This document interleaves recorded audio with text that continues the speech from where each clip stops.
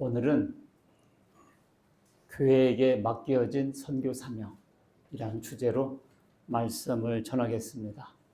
본문은 마태복음 28장 16절부터 20절까지입니다. 다 같이 읽겠습니다. 시작. 11 제자가 갈릴리에 가서 예수께서 지시한 산에 이르러 예수를 배웁고 경배하나 아직도 의심하는 사람들이 있더라. 예수께서 나와 말씀하여 이르시되 하늘과 땅의 모든 권세를 내게 주셨으니 그러므로 너희는 가서 모든 민족을 제자로 삼아 아버지와 아들과 성령의 이름으로 세례를 베풀고 내가 너희에게 분부한 모든 것을 가르쳐 지키게 하라. 볼지어다 내가 세상 끝날까지 너희와 항상 함께 있으리라. 아멘. 16절 보니까 예수께서 지시한 산에 이르러, 여기가 감람산이에요. 감람산. 예수를 배우고 경배하나 아직도 의심하는 사람들이 있더라. 아직도 뭘 의심했다는 말인가요? 아직도 의심하는 사람들이 있더라. 이것은 예수님께서 부활하셨는데도 아직도 0인가 6인가 예수님의 육신 부활을 믿지 않았다 그 말입니다. 그러니까 예수님의 육신 부활을 당대 때도 직접 보고도 이렇게 믿기가 쉽지 않았다는 것이죠. 아직도 의심하는 사람들이 있더라. 몇 번 만났는데도요. 그러면서 예수님께서 하늘과 땅의 모든 권세를 내게 주셨으니, 그러면서 명령을 내립니다. 첫째, 너희는 가서 모든 민족을 제자로 삼아라. 그리고 아버지와 아들과 성령의 이름으로 세례를 베풀어라. 그리고 내가 너에게 분부한 모든 것을 가르쳐 지키게 하라. 네.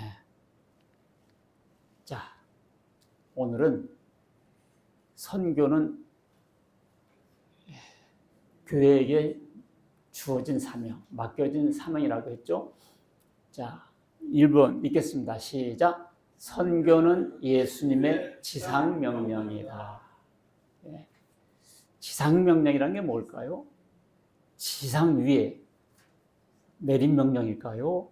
아니면 지상명령, 최고의 명령을 지상명령이라고 합니다. 그러니까 이 말씀은 뭐라고 하냐? 지상명령이다. 지상에 내리지 말씀이 아니고 최고의 명령이다. 이걸 지상명령이라고 그래요. 그러니까 이것은 지켜도 그만, 안 지켜도 그만이 아니라 꼭 지켜야 돼요. 아셨죠? 네, 그게 지상명령입니다. 청개구리도 말 안 듣다가 마지막 말은 들었다잖아요. 그치? 그거는 거꾸로 들어야 되는데, 그래서 이 사람이 죽으면 사는 것을 유언이라고 하잖아요. 예수님께서 승천하시면서 마지막 하신 말씀이기 때문에 유언과 같은 말씀이에요. 그래서 지상명령입니다. 이것을 요약하면 모든 사람들을 예수 그리스도의 제자로 삼아라. 둘째, 성부, 성자와 성령의 이름으로 세례를 주어라. 예수 그리스도의 명령을 지키게 하라. 이것입니다. 이게 지상명령이에요. 그런데 왜 명령에 복종해야 되는가? 자, 읽겠습니다. 시작. 예수님은 하늘과 땅의 모든 권세를 가지신 분이시다. 이분이 보통 분이 아니라 왕 중의 왕이고 주 중의 주기 때문에 우리가 그의 말씀을 복종해야 한다는 거죠. 안 들어도 그만, 들어도 그만이 아니에요. 이건 왕 중의 왕이기 때문에 꼭 들어야 돼요.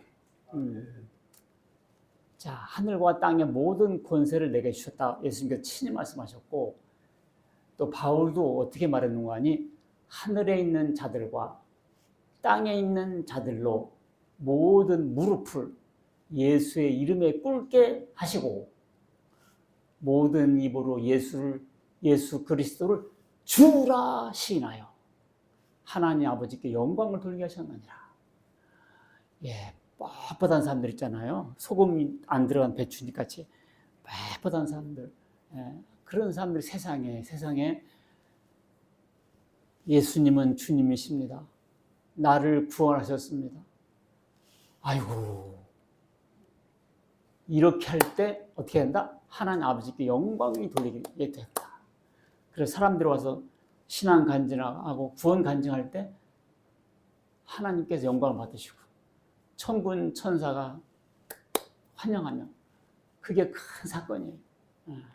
예수님을 주라 시인하여 하나님께 영광을 돌리게 하느니라. 그러니까 예수님을 안 믿는 사람들은 하나님께 영광을 돌린 것이 아니라 하나님을 모독하고 모욕하는 행위가 되는 것이죠. 두 번째, 가서 모든 민족을 제자로 삼으라.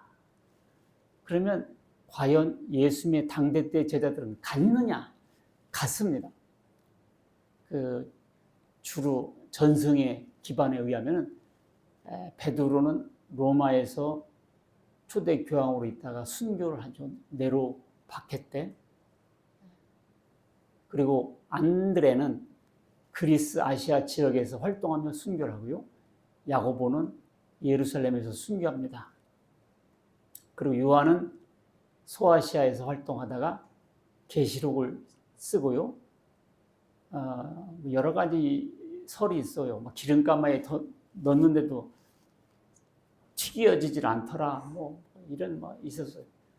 그래서 이게 참수형 당했다 이런 거라기보다는 요한계시록까지 쭉 쓰다가 죽었어요. 도마라는 사람은 인도에까지 가서 복음을 전파했고요. 마테오는 에티오피아, 페르시아에서 순교했습니다. 다 순교했어요. 바들로메는 아르메니아 등의 선교 다 순교했고요. 자, 이들의 헌신적인 노력으로 기독교는 유대 나라 민족 종교에서 세계 종교가 됩니다. 원래 기독교는 유대인들만 믿었잖아요. 그래서 어떻게 됐다? 세계 종교가 됐습니다. 땅끝까지 이르러 증인되라 했기 때문에. 경상도 영주에 가면 이런 상이 있어요. 흔히 우리 불상만 알지. 저 현재 목이 없어요. 목이 오래돼서 목이 잘라졌는데 거기 보니까 이런 글자가 쓰여져 있는 거예요. 이렇게 여기에 요 글자거든요. 근데 이게 타우맴이라고 해서 도마의 첫 글자예요. 도마. 그리고 이 손이고 기도 손을 이렇게 붙잡은 거고 사람. 도마는 기도하는 사람. 도마. 이거 히브리어가 써져 있는 거 이 석상에. 그리고는 지전행. 이게 뭔 말이냐면 땅 끝까지 전이니까 끝까지 행해라. 땅 끝까지 가서 전하라.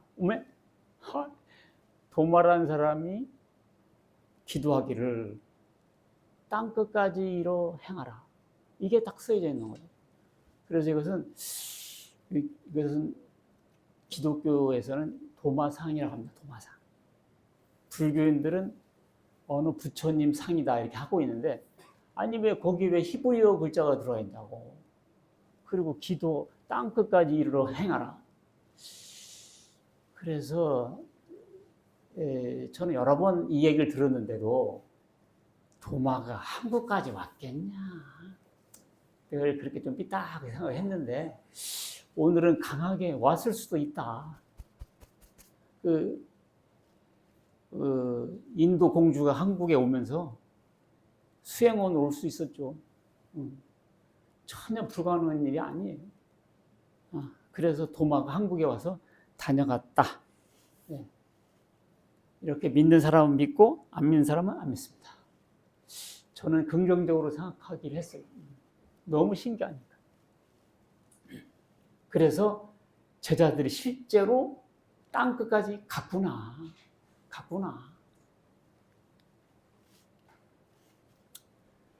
사도 바울의 예를 들어보겠습니다. 사도 바울은 선교 여행의 중요한 인물이잖아요. 1차, 2차, 3차에 걸쳐서 여행을 했어요. 1차는 2년간 했고 약 2240km를 다닙니다. 그 당시에는 차가 없어서 걸어 다녔습니다. 그래서 수리아, 실루기아, 살라미, 바보, 버가, 비시디아, 안디옥, 이고니온, 루스드라, 더베, 루스드라, 이고니온, 버가모, 아탈리아, 수리아, 안디옥. 야, 이렇게 국경을 넘어 이렇게 걸어 다녔어요. 모든 길을 로마로 통한다고 했는데 알고 보니까 이게 선교사들이 선교하라고 길을 다 닦아놓은 거예요. 이게 알고 보니까 군사적인 목적이었지만 선교에 굉장히 중요하게 작용했습니다. 그렇게 도로가 잘 발달됐잖아요. 예, 이렇게 바울이 다녔고요. 2차 여행은 약 3년간 했는데 이때는 4,500km에서 5,600km를 걸어 다닙니다. 그래가지고 바울이 일로 갈까 절로 갈까 한번 그러고 있었어요. 그랬더니 꿈에 마케도니아 사람들이 나타나. 꿈에 마케도니아 사람이 나타나서 이리로 오세요 그러는 거예요. 그래서 하나님께서 나를 마게도냐로 보내서 전도하게 하려 하는 것이구나 깨닫고 마케도니아로 갑니다. 원래 바울은 아시아 쪽으로 오려고 했었거든요. 아시아 쪽으로. 그런데 이 바울이 어디로 발길을 돌렸다고요? 마케도냐, 유럽 쪽으로 발길을 돌렸습니다. 그래서 유럽이 기독교 국가가 된 거예요. 그때 만약 바울이 아시아로 발길을 돌렸다면 지구 역사는 지금 동양과 서양이 반대가 됐어요. 동양은 완전히 개화된 나라가 됐을 것이고 서양은 완전히 그런 비문명화된 나라가 됐을 텐데 바울이 유럽 쪽을 가는 바람에 하나님께서 그렇게 역사하신 거죠. 예, 그런 일이 있었습니다. 3차 여행은 약 6년 동안 걸쳐서 4,500km에서 5,600km를 걸어 다닙니다. 예, 그 중요한 도시가 이렇게 나오죠. 그래서 이와 같이 실제로 갔다라는 거. 자, 세 번째 시작. 아버지와 아들과 성령의 이름으로 세례를 베풀라. 어떤 교회는 주 예수 그리스도의 이름으로만 세례를 베풀어야 된다. 또 그걸 또 주장하네. 여기 보면 아버지와 아들과 성령의 이름으로 세례를 베풀라 했는데 이 사람들은 그렇게 하지 않고 주 예수의 이름으로 세례를 주노라. 꼭 그것만 또 쓰더라고. 그 대단한 깨달음이 그냥 막 설교하던데 그냥 아버지와 아들과 성령의 이름으로 세례를 주노라 하면 될 것 같아요. 자, 이 세례를 베풀라는 것은 어떤 의미냐? 교회가 탄생한다는 의미죠. 사도행전 2장 41절 보니까 베드로가 설교를 해요. 그날 그 말을 받은 사람들, 그 말이 뭐예요? 예수님께서 우리 위해서 죽으셨다. 그리고 부활하셨다. 이런 말씀을 하셨죠. 그 말을 들은 사람들은 세례를 받음에 이날에 신도의 수가 3,000이나 더하더라. 3,000명이나 세례받고 그러니까 교회가 탄생하죠. 빌립보 교회 탄생을 볼게요. 바울이 감옥에 갇혔는데 지진이 나요. 그래가지고 문이 열려가지고 보니까 간수가 보니까 죄수들이 안 보이는 거야. 죄수는 이제 바울인데 아이고 다 탈옥했구나. 내가 책임을 지고 죽어야 되겠구나 하고 자결을 하려고 하고 있습니다. 그러니까 바울이 나 안 도망가서 여기 있어. 그럴 때 선생들이요. 그럼 내가 어떻게 구원을 받을 수 있습니까? 그때 한 말이 뭐냐? 주 예수를 믿어. 사도행전 16장 31절 읽겠습니다. 시작. 이르되 주 예수를 믿으라. 그리하면 너와 네 집이 구원을 받으리라 하고 유명한 말씀 여기서 나오네. 주 예수를 믿으라. 그리하면 너와 네 집이 구원을 받으리라. 지금 자기 혼자 구원받은 사람은 이제 집까지 구원을 해야 돼요. 너와 네 집이 구원을 받으리라. 여기서 한 말이에요. 그래가지고 이제 간수가 바울을 자기네 집으로 초청해요. 자기 식구들 다 초청해가지고 말씀을 듣습니다. 그리고 세례를 받은 후 식사를 대접하면서 그와 온 집안이 하나님을 믿음으로 그 기뻐하니라. 그래가지고 그 빌립보 지방에 있었는데 그 옥감장수 루디아 식구네들하고 간수 식구네들은 두 가정이 빵빵하게 모이니까 교회가 된 거예요. 교회가 두 가정이 딱 모이니까. 네. 우리도 세 자매 분이 있어요. 세 자매분이 이 빵빵하게 불안해 돼. 자녀들까지 딱. 그럼 교회가 되는 거예요. 어렵지 않습니다. 우리 박 권사님 때 자녀들 전도한 분. 그래가지고 그냥 루디아 집사 또 간수 집사님 해가지고 그냥 교회가 돼버렸어요. 자, 2번 선교는 하나님의 뜻이다. 예수님이 갑자기 땅끝까지로 내 증이되라 이렇게 하신 게 아니고요. 하나님의 뜻이었고요. 이미 구약 성경에 기록되어 있습니다. 예수님께서 이르시되 그리스도가 고난을 받고 십자가에 3일에 죽은 자 가운데서 살아날 것과 부활하실 것과 또 그의 이름으로, 그의 이름이 누구죠? 예수의 이름으로 죄사함을 받게 하는 회개가 예루살렘에서 시작하여 모든 족속에게 전파될 것이 기록되었으니, 그러니까 십자가의 복음이 어떻게 된다고? 모든 족속에게 전파될 것이 이미 기록되어 있다 그 말입니다. 그러니까 선교는 뭐다? 하나님의 뜻이었다. 자, 아브라함에게 약속을 보겠어요? 읽겠습니다. 시작. 또 내 씨로 말미암아 천하 만민이 복을 받으리니 이는 네가 나의 말을 준행하였음이니라 하셨다 하니라. 아브라함에게 네 씨로 말미암아, 네 씨가 복수가 아니라 단수예요. 누군가 했죠. 알고 보니까 예수님이에요. 네 씨로, 예수로 말미암아 천하 만민이 복을 받으리니. 그러니까 예수님 때까지는 유대 종교인들만 복을 받았잖아요. 예수님 때부터 이제 땅끝까지로 복음을 전파해서 믿는 사람들이 다 복을 받습니다. 그래서 천하 만민이 복을 받으리니, 예수님으로 인하여 어떻게 됐다? 천하 만민이 복을 받게 돼 있어요. 이게 땅끝까지로 선교란 뜻이었습니다. 이미 구약 성경에 알고 보니까 다 예언되어 있다는 거. 미가서 읽겠습니다. 시작. 끝날에 이르러는 여호와의 전의 산이 산들의 꼭대기에 굳게 서며 작은 산들 위에 뛰어나고 민족들이 그리로 몰려갈 것이라. 여기서 끝날에 이르러는, 끝날이 뭐죠? 끝날이 좋은 말인데 구약의 끝날이 예수님 오신 때죠. 그러니까 예수님 때 이르러는 여호와의 산이 산들 위에 꼭대기에 선다. 여기 산들이 뭘까요? 여호와의 산이 산들의 꼭대기에 선다. 작은 산들 위에 뛰어나고 민족들이 그리로 몰려간다. 여기서 산은 사람을 가리켜요. 사람을 산이라고 하잖아요. 그래서 어느 고등학교 출신이 쭉 나오면 뭐라고 해요? 무슨 고등학교 인맥이라고 해요. 인맥. 산맥, 인맥. 그렇죠?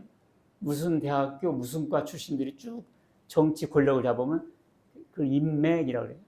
사람을 산을 보니까 인맥이래요. 산이 연결됐을 때 산맥 그러거든요. 그러니까 여기 여호와의 산이 산들 위에 선다. 그 말은 뭐예요? 여러 사람들이 있죠. 노아도 있고 모세도 있고 산들이 있어. 근데 예수님의 산이 높다. 그 말입니다. 그래서 곧 많은 이방 사람들이 가며 이르기를 오라. 우리가 여호와의 산에 올라가자. 여기서 여호와의 산은 예수님을 말하는 것입니다.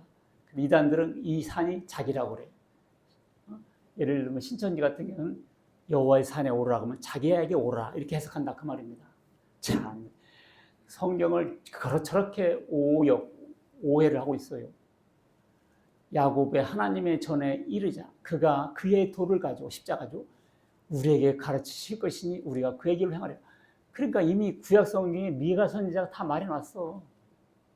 이렇게 해서 세계 선교에서 예수 믿고 구원받게 할 것이라고. 호세아 보면 읽겠습니다. 시작.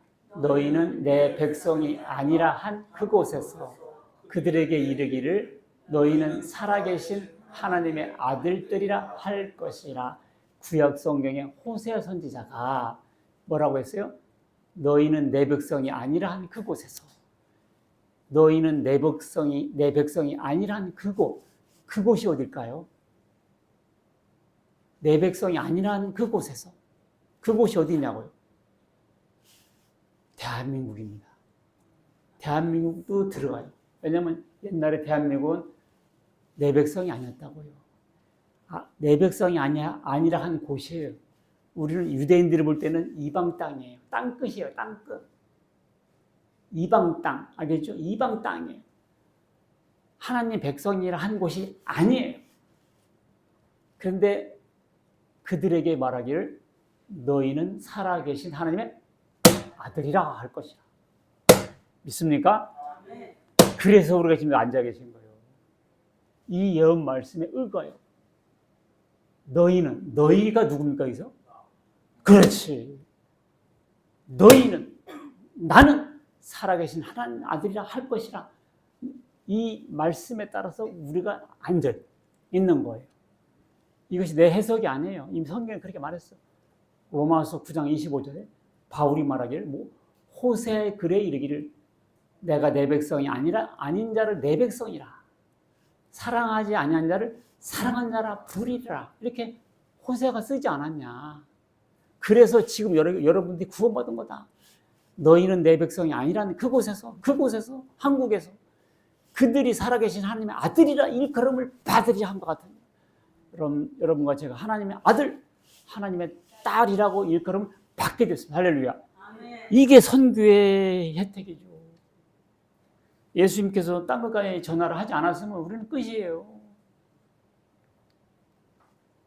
세 번째, 선교는 하나님께서 기뻐하시는 선한 일이다. 선교는 선한 일이다. 뭔 말이냐? 에베소 2장 10절 읽겠습니다. 시작. 우리는 그가 만드신 바라 그리스도 예수 안에서 선한 일을 위하여 지으심을 받은 자니 이 일은 하나님이 전에 예비하사 우리로 그 가운데서 행하게 하려 하심이니라. 요거를 좀 곱씹어 봅시다. 우리는 누구죠? 나는 그가 만드신 바라. 그가 누구죠? 하나님께서 만드신 바라. 그리스도 예수 안에서 선한 일을 위하여. 무슨 일을 위하여? 선한 일을 위하여 지으심을 받은 자니. 우리는 선한 일을 하기 위해서 구원받은 자니. 이 일은 하나님이 전에 예비하사 우리로 그 가운데 선한 일을 행하게 하려 하심이라.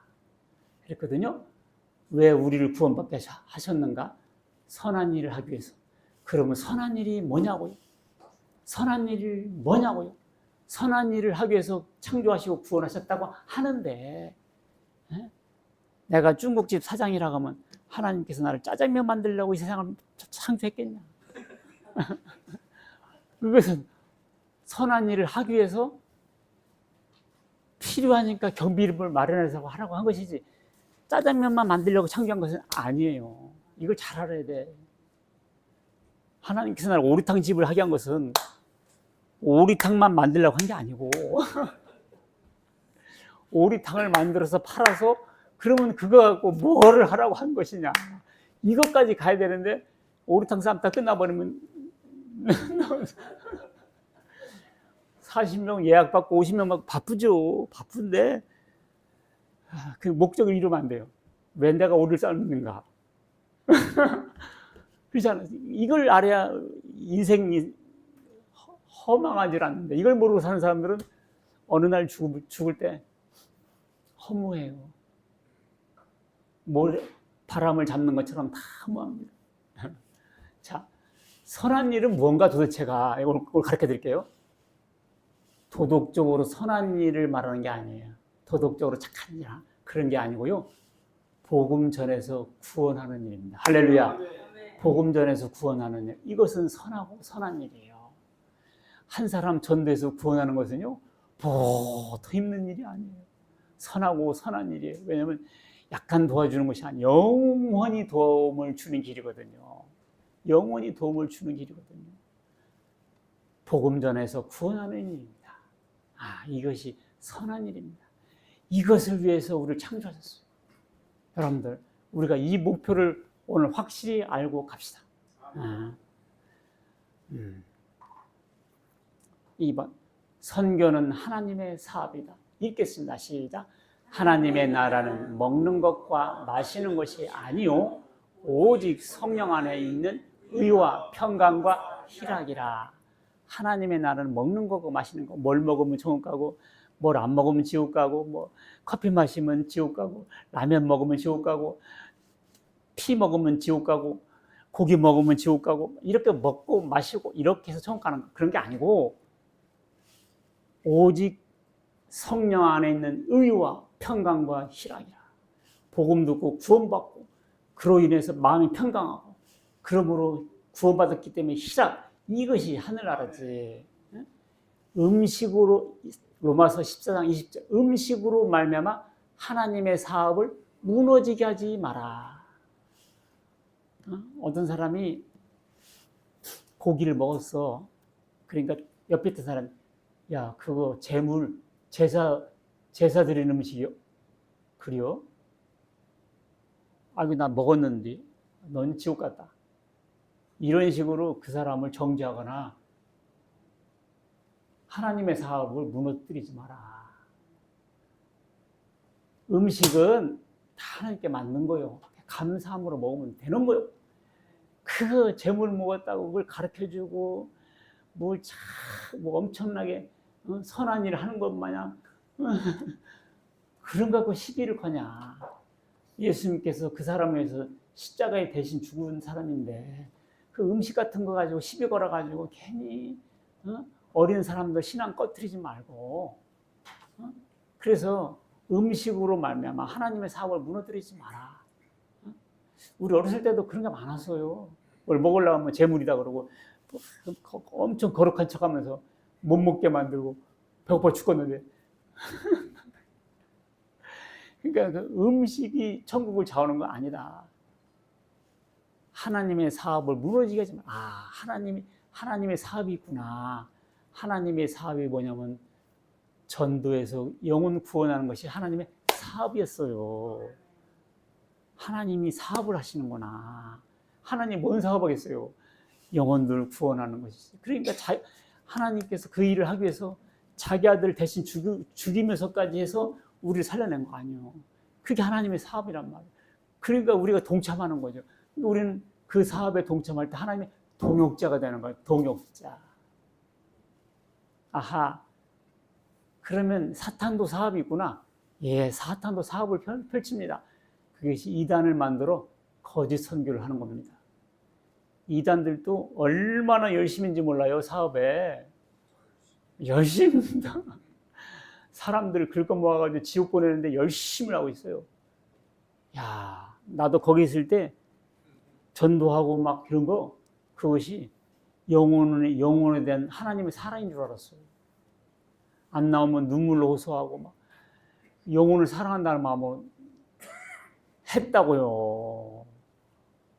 그러니까 그런 것을 거짓 선교로 하는 겁니다. 그러니까 그 사람들은 하나님의 일인 줄 알고 열심히 하는 거예요.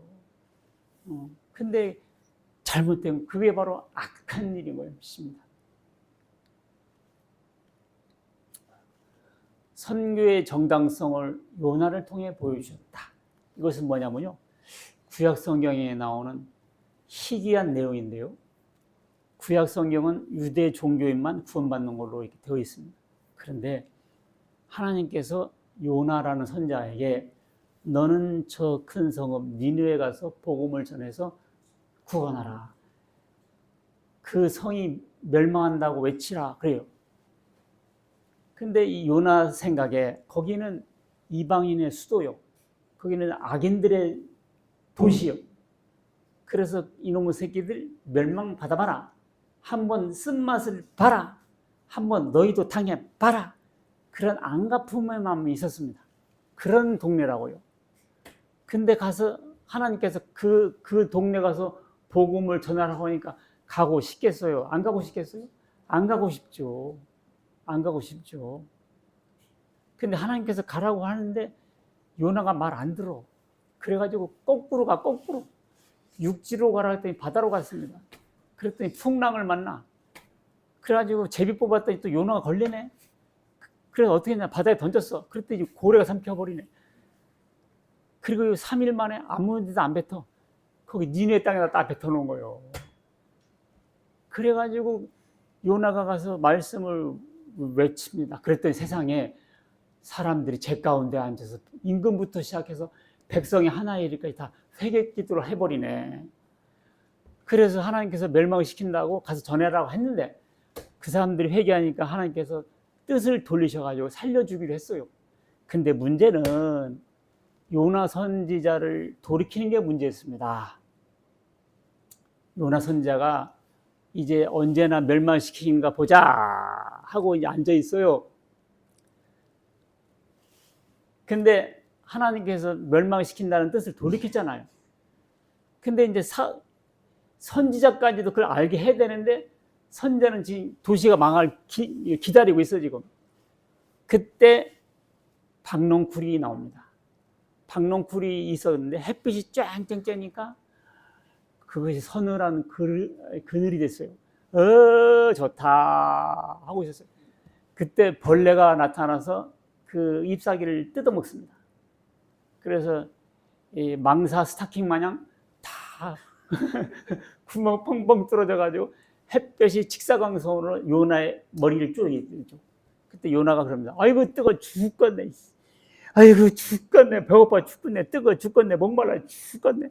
우리는 다 죽겠나로 이렇게 말을 하잖아요. 요나가 지금 그러고 있습니다. 하나님 멸망시킨다고 하더니 멸망 안 시킬 거죠?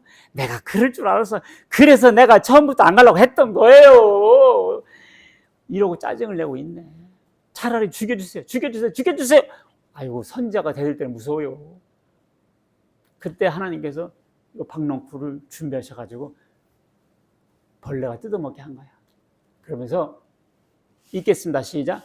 여호와께서 이르시되 네가 수고도 아니하였고 재배도 아니하였고 하룻밤에 났다가 하룻밤에 사라지는 말라버린 이 박농쿨을 아꼈거든. 하물며 이 큰 성읍 니느웨는 좌우를 분별하지 못하는 자가 12만 명이요 가축도 많이 있나니 내가 어찌 아끼지 아니하겠나. 아하, 네가 심지도 않고 한 번 비료도 안 준 박농쿨도 아끼는데 나는 12만 명과 그 가축들도 많은 이 생명들을 아끼는 것이 옳지 않느냐. 요나가 더 이상 할 말을 못했어요. 박농쿨을 아끼는 네가 내가 생명들 아끼는 것이 옳지 않냐. 그래서 구약 성경인데도 이 사람들은 이방 사람들인데도 진노의 자식들인데도 하나님께서 이들의 생명을 사랑하시고 계셨다라는 것. 이것은 세계 선교에 대한 정당성을 우리에게 보여주고 있다는 것이죠. 우리는 생활 가운데 우리의 박농쿨은 뭔가요? 우리의 박농쿨은 뭔가요? 식당, 가게 운영, 돈 빌려준 거, 돈 갚을 거, 먹고 마시고 장가가고 이게 다 우리 박농쿨이에요. 우리는 박농쿨만 신경 써요. 박농쿨 오늘 났다가 내일 없어지는 박농쿨. 그러나 하나님은 정작 그런 것보다는 천하보다 귀한 영혼들. 저 오늘도 지옥으로 쏟아져 들어가는 수천만의 영혼들을 기억하시고 그들의 영혼을 안타깝게 생각하시고 우리를 요나같이 일어나서 외치기를 바라고 계신 하나님인 줄 믿으시기 바라겠습니다. 그게 바로 선교죠. 구약 성경에도 선교의 정당성이 있구나.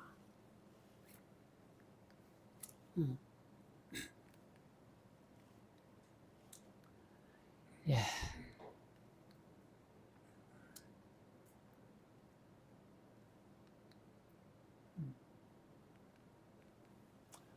세 번째, 선교는 예수 그리스도의 증인이 되는 것이다. 예. 선교하러 가가지고 예수님 증거해야지 괜히 엉뚱한 거 증거하는 게 아니에요. 괜히 뭐 은퇴하고 여가 선용이나 간다는 둥 이런 시기가 아니고요. 한번 보겠습니다. 증인이 되려면 성령을 받아야 한다. 사도행전 1장 8절 시작. 오직 성령이 너에게 임하시니 너희가 권능을 받고 예루살렘과 온 유대와 사마리아와 땅끝까지 이르러 내 증인이 되리라. 성령이 임하시면, 그러면 성령을 받는단 말이 무엇이냐? 이제 어떤 사람들은 방언이라고 생각해요. 롤롤롤롤 하면 성령이 임했다. 가서 너는 권능 있게 행하라. 그런데요, 방언한다고 해서 권능 있게 행하고 그러질 않아요. 방언은 이단들도 하고요, 이교도들도 하고요, 이슬람 교인들도 하고요, 다 롤롤롤 뭐 그렇게 하고 있더라고요. 예, 그래서 그것은 외적 증거는 될지언정 내적 증거는 되지 못하고 있습니다. 이게 무슨 일입니까?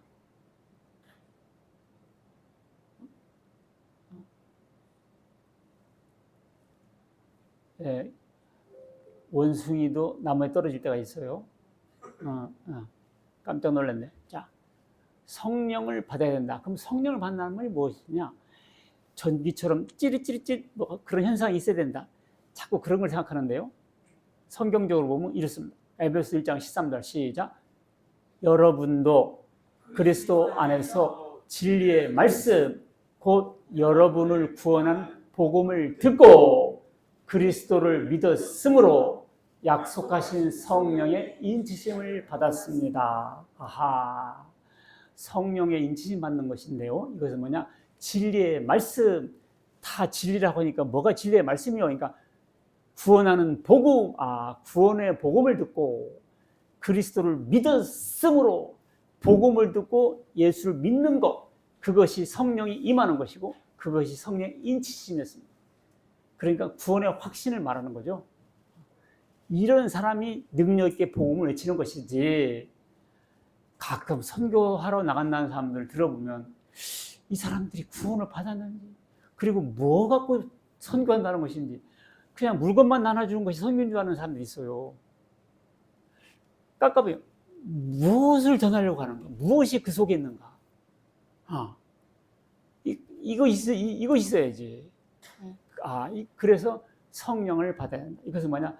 구원의 확신이 있고, 그래야 능력 있게 복음을, 내가 구원을 받아야 남을 구원시키지, 나도 구원을 받았는데 뭐 누구를 구원한단 말이야. 야, 이게 다 배워야 돼요. 그러니까 선교는 예수 그리스도의 증인이 되는 것이죠. 자, 몰몬교, 혹시 몰몬교 선교사들 봤어요? 이렇게 와이셔츠 딱 입고 양복 입고 이렇게 넥타이 탁 메고 단정한 사람들이 있어요. 몰몬교 선교사들. 그 사람들은 조셉 스미스라는 사람을 선지자로 증거합니다. 계시받은 사람이다. 그리고 그를 믿어야 된다고 그래요. 만나기만 하면 그 말이에요. 조셉 스미스. 그 사람들의 책이 있어요. 몰몬경이라고. 그러니까 이 사람들은 성경책도 갖고 다녀. 근데 그것은 그냥 포묘. 실제는 몰몬경이 앞입니다. 그래서 요셉 스미스라는 사람을 증거를 합니다. 그러니까 그런 것은 선교가 아니다는 것이죠. 그 다음에 여호와의 증인 보셨죠? 여호와의 증인 가판대 세워놓고 가판대 서 있는 사람들 있잖아요. 두 사람씩 집집마다 가가호 방문하는 사람들, 아줌마들 수명. 그 사람들을 봉사시간이라고 해요. 이 사람들은 여호와의 증인이라고 합니다. 스스로. 그러면서 여호와만 증거합니다. 나쁜 거 아니잖아요. 근데 이 사람들은 예수님도 여호와 증인이었다 그럴 정도야. 그렇지 않습니다. 이사야 선지자 보면 너희는 나의 증인이라 이런 말이 있어요. 그러니까 우리는 여호와의 증인이다 이렇게 하는데 거기서 나의 증인이라 그 말은 하나님께서 우리를 위해서 이렇게 일을 하셨다라는 것을 증인이 되어라 그런 뜻이지 우리를 여호와 증인되라 한 말은 아니에요. 우리는 이 여호와 증인은 예수님을 찬양과 경배의 대상으로 보지 않습니다. 하나님을 보지 않아요. 사람으로 봅니다. 그러니까 예수님은 증거하지 않고 누구만 증거한다? 여호와만 증거한다. 착한 일을 하는 것 같지만 그게 다 막유짓입니다.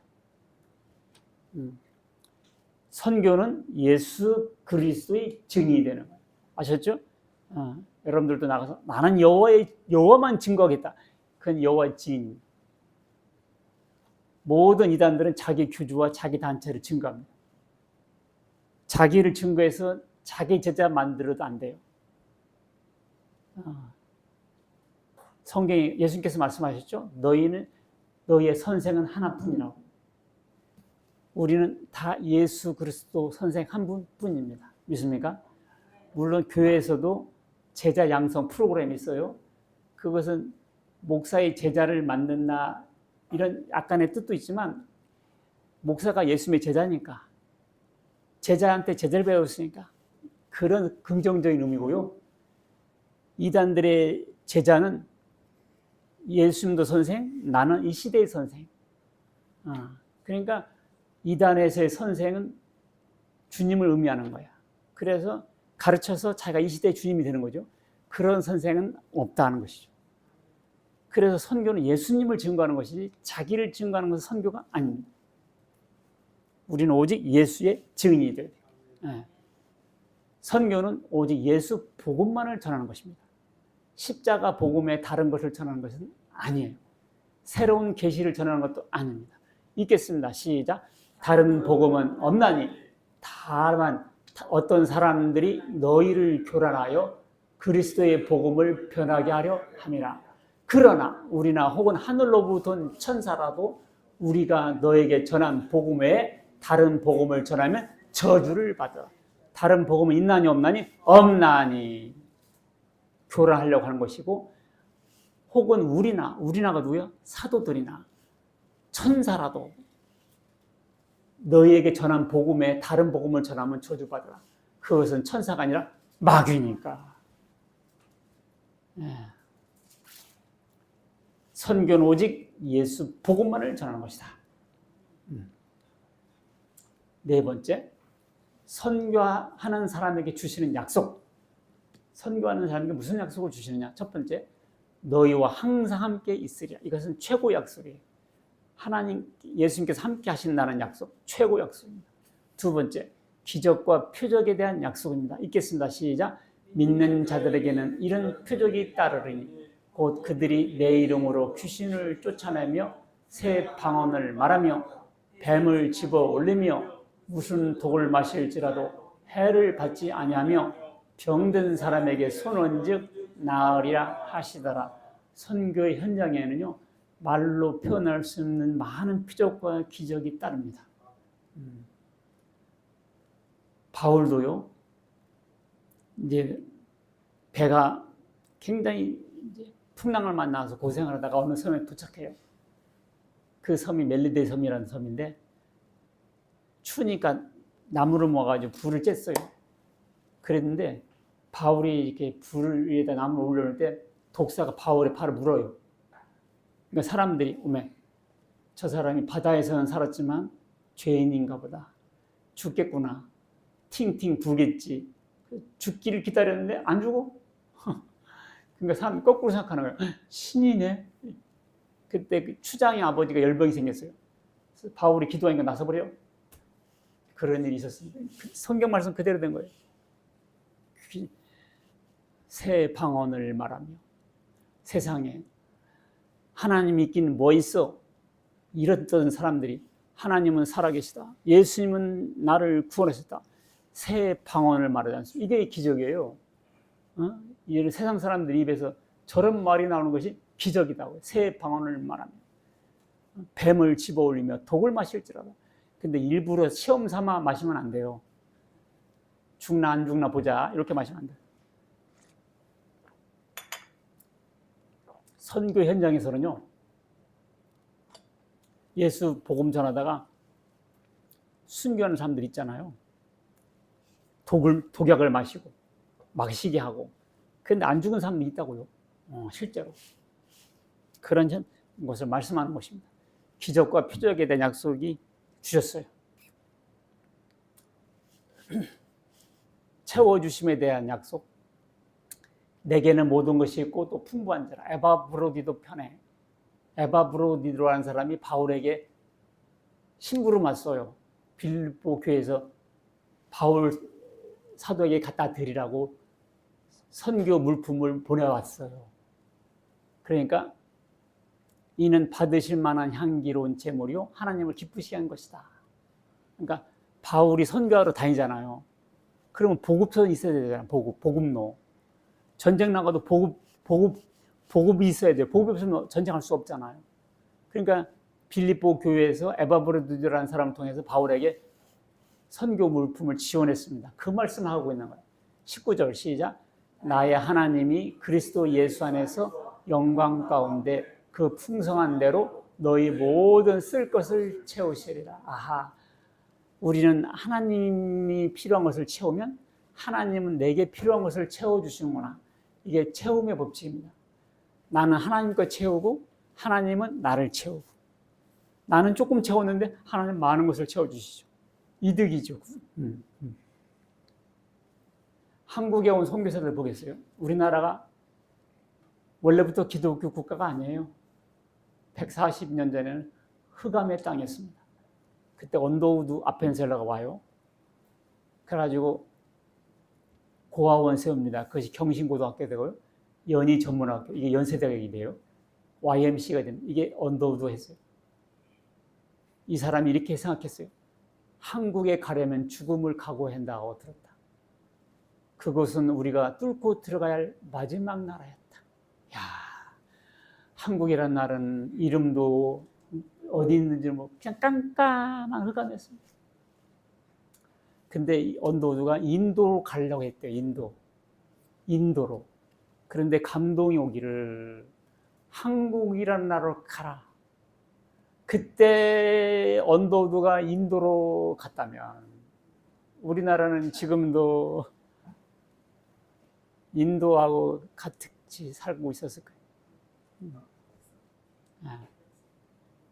그 아내가 말하기를 어떻게 그곳에 죽지 않고 견뎠는가는 인간의 지혜로는 알 수 없다.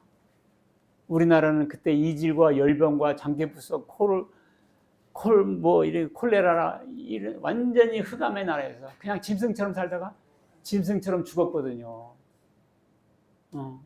근데 자기 남편이 어떻게 버티고 살았는지 기적이라고 그랬어요. 유엔군, 미군 병사가 쓰기를 짐승과 같다 그랬어요. 알렌이라는 사람은 재중원을 세우고요. 그것이 세브란스 병원이 돼요. 아펜셀러는 감리교 출신이거든요. 그래서 배제학당이 되고 이게 감리교 신학대학이 됩니다. 이분들이 이렇게 이 선교사들이 뭐 한두 명 온가 하시 아니요. 선교사들의 전략은 첫 번째 교회 개척하고 교육, 여성계와 어린이 사역, 치유였습니다. 미신 숭배, 우상 숭배를 타파하고 술, 담배, 아편 같은 거 근절을 하게 했고 주일 성수 11조를 가르쳤어요. 성경 읽기, 매일 기도, 정직함 등을 가르쳤고 문맹자들에게 한글을 가르쳤습니다. 그들의 전략은 네비우스 전략이라고 그래요. 첫 번째, 자립, 스스로 서라. 자치, 스스로 다스려라. 자전, 스스로 가르쳐라. 그래서 교인들이 성장하게 한 거예요. 우리 교회도 이렇게 해야 돼요. 자립, 자치, 자전. 여러 성도님들이 이 구원의 확신, 일강 같은 거는 강의를 할 줄 알아야 돼. 그리고 교육, 의료, 사회봉사를 통해 접근했죠. 그래서 지금 우리나라에서 유명한 병원들, 학교들 거반 다 선교사들이 된 거예요. 그리고 가르치고 전파하고 치료하는 예수님의 사역 모델을 따라서입니다. 그래서 부흥하게 된 거예요. 한국 발전에 지대한 영향을 했는데요. 초대 국회의 개원할 때 이승만 대통령이 그렇게 의장이 그러더라고요. 하나님께 감사합니다. 그랬고요. 그 국회의원들이 거반 다 기독교인이다 그러고 처음에 기도한 사람이 국회의원인데 목사였대요. 우리나라 일대 국회가 하나님께 감사 기도로 시작한 나라가 대한민국입니다. 선교사들이 영향이 많지만 그 중에 하나만 고른다면 여성들의 지위 형상입니다. 우리가 기억하기에요. 우리 집은 상당히 민주화된 집이라고 생각하거든요. 근데요, 우리 어머니는 저쪽에서 밥을 따로 먹었어. 어머니는 따로 안 먹고, 그때도 양반이었어. 대다수는 부엌에서 드셨어. 부엌에서 식사하셨다고. 그리고 밥 먹을 때도 항상 남자들은 밥상, 여자들은 딱바닥, 그리고 뒤돌아서 앉아. 그렇게 먹었다. 그때만 해도 개화된 때죠. 여자 남은 그냥 죄인이었고요. 그냥 밥이나 하고 애나 낳는 도구로 생각했습니다. 그리고 가물가물 기억을 돌아보면 코 베인 여자도 나 봤어. 코를 뱄어. 왜 코를 뱄나 모르겠는데 옛날에 우리나라 여자들이 코 베인 여자가 많더라고. 남자들 코를 베버렸어. 우리나라가 코 베고 살던 나라요. 여자들의 인권은 거의 없었어요. 그래가지고 아기가 아프잖아요. 그냥 버렸어요. 쓰레기통에다가. 그걸 선교사들이 아기 죽어가내고 데려다가 치료해주고, 그래서 우리나라 최초의 간호사가 그렇게 됩니다. 그 선교사들의 그 미담을 보면 파도 끝이 없어요. 문둥병을 자기가 뒤에 업고 걸어서 이런 그래서 그 병원들이 탄생하고, 이렇게 개화, 의료, 병원, 학교. 그래서 우리나라가 이렇게 급진적으로, 그래도 사람들은 왜 우리나라가 원조받는 나라에서 원조하는 나라로, 선교받는 나라에서 선교한 유일한, 후진국에서 유일한 선진국이 됐냐? 여러 가지 이유로 되지만 아니에요. 하나님의 은혜였습니다. 선교사들의 영향력이었어요. 할렐루야. 그럼요. 여러분, 특히 여성분들, 이렇게 우리 인권이 향상됐구나. 교회의 역할, 복음의 혜택입니다. 믿습니까? 자, 적용을 보면 선교사 하면 우리는 늘 가는 선교사만 생각했어요. 가는 선교사. 근데 우리 교회에서 선교사를 파송 딱 한다면 아직 우리 교회 그런 능력이 못 돼요. 충분히 한 사람을 이렇게 케어할 만한 능력이 못 되려나 보내는 선교사를 할 수 있구나. 가는 선교사, 보내는 선교사. 그래서 안디옥 교회에서 바울과 바나바를 파송합니다. 이게 보내는 교회고 가는 선교사죠. 근데 중간중간 빌립보 교회에서 바울에게 물품을 제공해. 이것이 바로 보내는 선교사죠. 우리가 이것을 할 수 있다는 거죠. 예수님께서 가라 그랬잖아. 근데 지금 못 가요 그러잖아. 우리는 갈 수 없잖아요. 그러면 어떻게 해야 되느냐? 보내는 선교사 할 수 있다. 선교비를 지원할 수는 있다. 내 대신 가서 하라는 거 아니에요. 안디옥 교인들이 다 갔나요? 바울과 바나바만 보냈잖아. 우리도 그렇게 해야죠. 그 다음에 이단 대책 사역. 이단은 땅끝이에요. 사람들이 가려고 하지 않아요. 만나려고 하지 않습니다. 그런데 그 사람들에게 가서 말씀을 전해서 끄집어내는 거, 이것도 하나의 땅끝 선교를 할 수 있어요. 우리 교회가 그것을 합니다. 나는 누가 이단에서 왔다 하거나 이단에 상담 오면 환영합니다. 그거 내가 전문가예요. 오시오. 밀어내거나 박대하지 않습니다. 그 사람들이 안 들으려고 해서 그렇지. 세 번째, 이것은 우리가 좀 신경 쓰면 좋을 것 같아요. 외국인 노동자. 우리가 외국 가서 전도하는 것도 있지만 외국 사람들이 우리나라 와서 돈 벌려고, 그 사람들은 한국 사람들이 그리워 한국 사람들하고 친하고 싶어 해요. 그래서 우리가 이 사람들을 외국 노동자들이라고 무시하거나 차별하거나 학대할 것이 아니라 우리에게 굴러온 하나님의 아들, 딸들이라는 생각을 하면 애정을 갖고 대할 수가 있고요. 알고 보니까 우리나라 사람들 다 이렇게 미국에 돈 벌러 갔다가 거기서 신학대 나오고 박사 돼가지고 우리나라 와서 이렇게 개원시킨 거고, 우리나라의 외국인 노동자들은요, 우리가 볼 때 노동자들이지만 그 나라로 볼 때는 인텔들입니다. 대학 교수, 박사, 선생, 의사들도 옵니다. 변호사도. 왜냐면 한국 한 달 월급이 자기네 나라 10달 월급보다 많거든. 그러니 누가 거기서 한국 오는 것이 그 고시 패스는 것 같아요. 한국어 적성 시험을 보거든요. 그래가지고 오는 사람들이기 때문에 그 사람들에게 잘하면 우리가 선교할 수 있을 것 같아요. 이런데 하여간 우리는 영혼 구원에 촉각을 세우고 어떻게든지 땅까지로 증인이 되겠다라는 것을 주의 이름으로 축원합니다. 이 성경 구절 한번 읽고 끝나겠습니다. 시작. 오직 성령이 각 성에서 내게 증언하여 결박과 환난이 나를 기다린다 하시나 내가 달려갈 길과 주 예수께 받은 사명 곧 하나님의 은혜의 복음을 증거하는 일을 마치려 하면은 나의 생명조차 조금도 귀한 것으로 여기지 않냐노라. 할렐루야. 이게 바울의 선교 정신이었습니다. 여러분과 저에게 이런 구령의 의지가 충만하시길 주의 이름으로 축원합니다. 아멘. 하나님 아버지 감사합니다. 너희는 가서 모든 민족을 제자로 삼아 나의 가르치고 분방 것을 지키게 하라. 아버지와 아들과 성령의 이름으로 세례를 베풀고 이런 지상 명령을 주셔서 감사합니다.